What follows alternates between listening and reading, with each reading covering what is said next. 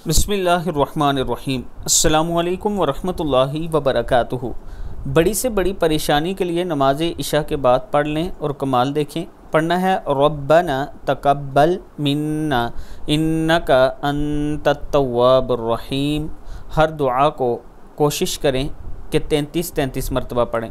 इन्नका समीउद दुआ रब्बना इग़फिर लना ज़ुनूबना इन्नका अंतस समीउल अलीम अंत खैरुर राज़िकीन अंत खैरुल फ़ातिहीन रब्बना इग़फिर ली। ये दुआएं इशा के बाद आप पढ़ें। नमाज इशा के बाद बैठ कर पढ़ें। उसके बाद आप अल्लाह के हुजूर दुआ करें। ये सारी दुआएं ये अपने पास आप रख भी सकते हैं।